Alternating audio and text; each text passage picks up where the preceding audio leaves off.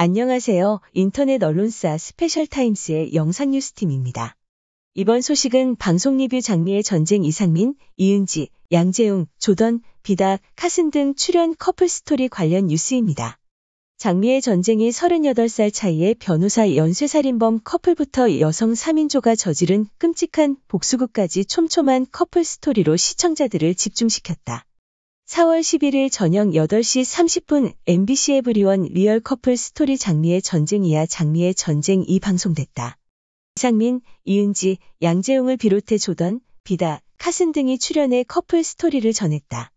첫 이야기 주인공은 엘레나와 세르게이 커플. 2015년 엘레나는 세르게이와 만남 7개월 만에 결혼하게 되는데 이는 우크라이나를 충격에 빠뜨렸다. 둘의 나이 차가 38살인데다 엘레나는 변호사였고 세르게이는 37명의 여성과 소녀를 살해한 연쇄살인범이었기 때문 과거 세르게이의 공개 재판을 보며 호감을 느낀 엘레나는 교도소에 복역 중인 세르게이에게 편지를 통해 대시했다. 7개월 동안 편지로 연락하던 두 사람은 첫 면회에서 결혼을 약속해 놀라움을 안겼다. 더 충격적인 것은 두 번째 면회를 통한 엘레나의 임신이었다. 결혼 후 딸을 출산한 엘레나와 세르게이는 행복했다고.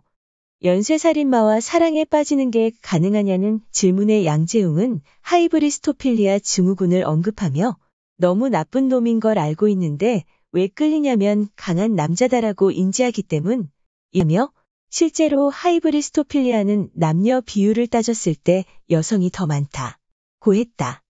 이어 2018년 신부전증으로 사망한 세르게이의 시신 수습을 거부한 엘레나에 대해 반사회성 인격 장애라고 추측하며 세르게이를 대체할 더 강한 남자를 찾아갔을 것이라고 진단에 눈길을 끌었다.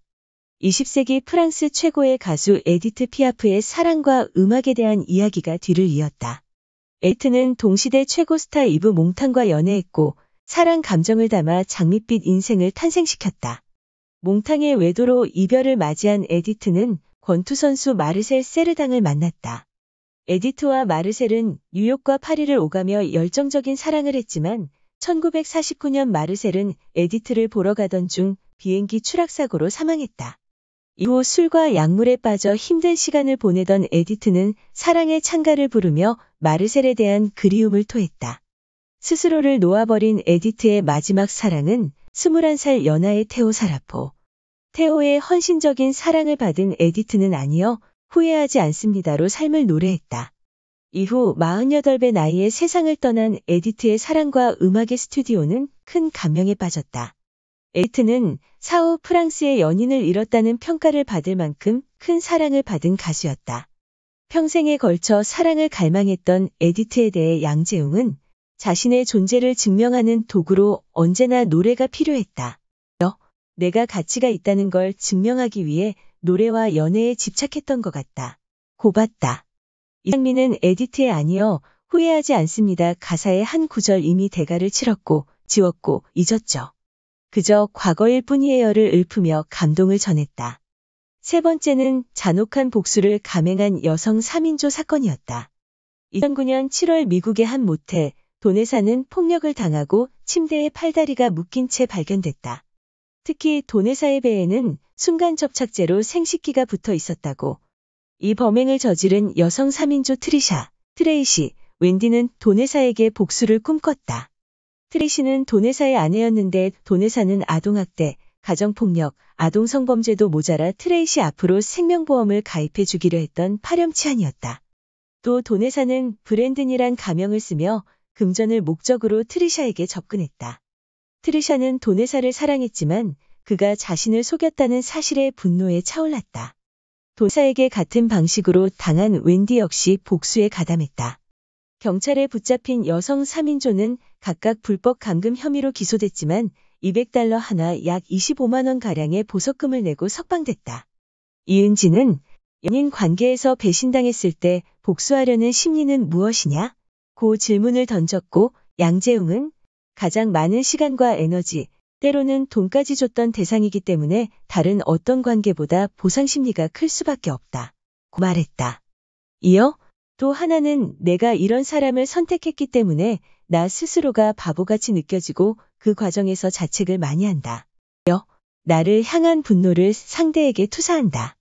너 때문에 이렇게 됐어라는 심리. 라고 설명했다. 마지막은 117통의 편지를 보내 운명적인 사랑의 주인공이 된 시한부 남자의 이야기. 1945년 홀로코스트에서 살아남은 헝가리 출신 미클로스는 악성 결핵으로 6개월 시한부 선고를 받았다. 미클로스는 사랑을 찾겠다며 자신과 같은 처지의 117명의 헝가리 여자에게 편지를 보냈다. 18통의 답장이 돌아왔고 미클로스는 그중 특별함을 느낀 아그네스와 계속해서 편지를 주고받으며 사랑을 키웠다. 그 사이 오해가 생기기도 했지만 미클로스는 목숨을 걸고 아그네스의 요양소를 찾아가 사랑을 표현했다. 첫 만남의 결혼식 날짜를 잡은 미클로스와 아그네스는 1946년 3월 부부가 됐다. 신생활 중 미클로스가 결핵 완치 판정을 받은 기적에 이어 두 사람에게는 아이가 찾아왔다. 이상민은 이건 미라클이다. 사랑의 힘, 이고 감탄했다. 이어 미클로스와 아그네스의 아들이 헝가리의 유명 영화감독 피테르 가르도스라는 사실이 전해지며 감동을 안겼다. 이 감독은 부모님 미클로스와 아그네스가 주고받은 편지들을 보고 큰 영감을 얻어 영화로 만들었다고. 이상민은 말하는 대로 된다고 하지 않나 미클로스는 자기가 말한 대로 행복하게 살다 간 것 같다. 며 미소 지었다. 하연 장미의 전쟁은 피 튀기는 잔혹한 커플부터 바라만 봐도 눈물이 나는 애절한 남녀의 이야기까지 실제로 벌어진 영화 같은 커플들의 스토리를 소개하고 다양한 시선으로 분석하는 프로그램이다. 매주 월요일 저녁 8시 30분 MBC 에브리원에서 방송된다. 이상 스페셜타임스의 영상 뉴스팀이었습니다.